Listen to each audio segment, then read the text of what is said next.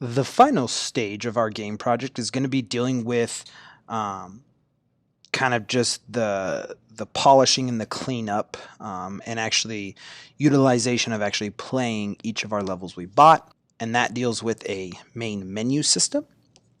So let's talk about what our main menu is going to have. Well, our main menu should usually have a background.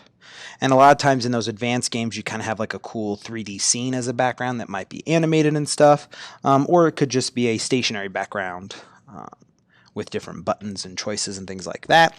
We're just going to stick with a basic static image as a background, or even no image at that. Have buttons, and each of these buttons, we're going to be able to write a quick simple script that will, when we press each button, it'll go to the menu, or sorry, the level that we set it to, either Pong, Breakout, Flappy Bird, or Space Invaders.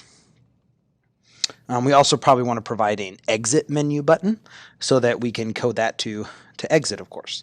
So, and then after that, we need to probably go into our each of our levels and make sure that we can actually get back to our main menu system so we can kind of switch between the games. And finally, we have a complete game project. What do we do with it? Well, we build it so that then we can, distribute it. So let's get started first off by setting up our menu. First step is I need to go to Game Object, go down to UI, and I'm going to make an image. And as you can see, when I hit the F key, focus out, it adds our canvas that we can play with as our GUI component. Notice that our image right here is a small little white thing that we can move around and position. And if you come over here on the image component or script, it asks for a source image. And that, of course, is an image that we're going to set up here. Before we move on, of course, what I like to do with the canvas is make sure to switch the scaler to scale with screen size. That way, no matter how big or little we make the screen, everything scales consistently. So we need a background image. So I'm just going to simply go to Google Images, and I've already kind of just Google searched retro games. You can Google whatever you want, but find something like this image right here. Okay, we could very easily, you could go and make your own if you'd like. If you want to do that, go ahead and make your own, go into Photoshop. But I'm just going to take this. I'm going to right click it, and I'm going to go Save Image As, and then I'm going to locate my project folder. My project folder is right here, Retro Games, and of course I'm going to save it into the image folders and call this Menu Background, so I know what the image is.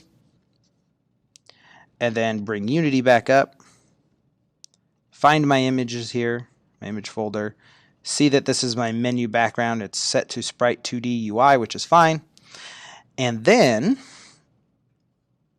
I can go to my image, select the sprite, which is the Retro Games background, click that, and then grab out and kind of size it up. Now, depending on how you have it sized is just going to matter, how pixelated it gets. So you got to also think about that. So right now I'm kind of sized it up and it's not too pixelated, but I really don't need it that big because I also need room for my buttons. And so I'm just imagining that I'm going to put buttons down here. You can put the buttons however you want. You could have Retro Games to the left here and have buttons on the right. You could have Retro Games kind of centered here to the right and have buttons on the left. It's all up to you how you want your set. So I'm going to set mine to the center at the top here like this. Now, again, since I'm not using the whole image, what I'm going to do is actually take the main camera background color and switch it to black. So as you can see now, since that matches my image, now, again, I changed it to my color of the image. If you have a totally different image and whatever you want, but this is simple enough that I can make it black and it kind of looks like it's supposed to be there. Now, let's add some buttons. So I'm going to go to Game Object, UI, and add a button. Button gets appeared right there in the middle. I'm going to drag it down here, kind of center it. I can also look down here, how big do I want it? I'll size it up a little bit more. Something like that. I also have to think I'm going to have 5 buttons, so maybe I'll size it down a little bit.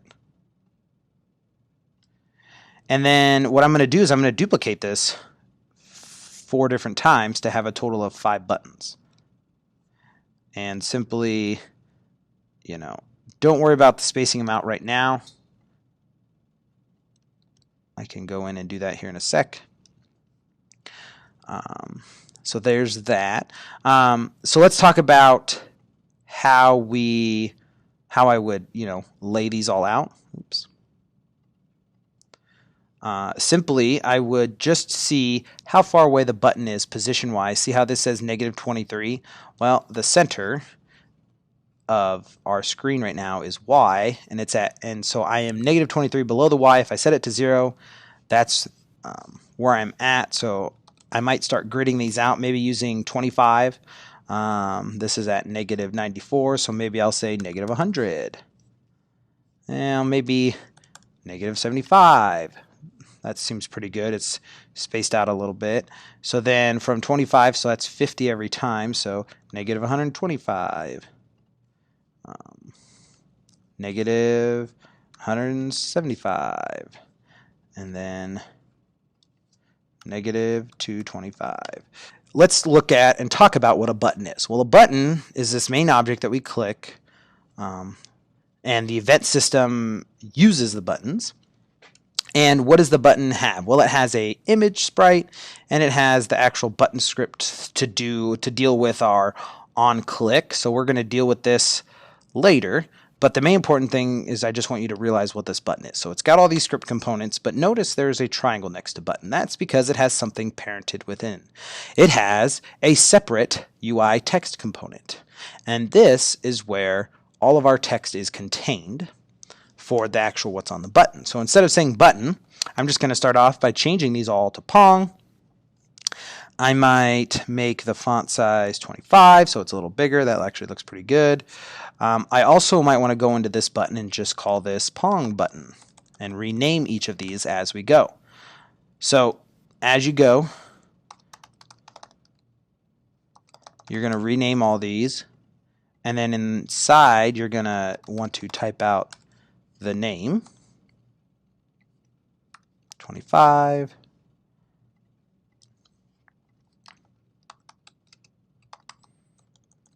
Space Invaders, button, Space Invaders,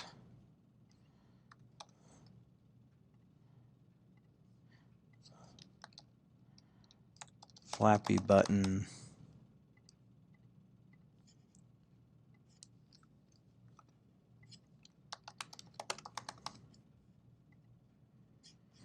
Flappy Bird, and then lastly we want an exit button. So I'm going to make that font size 25 and then just call this exit button.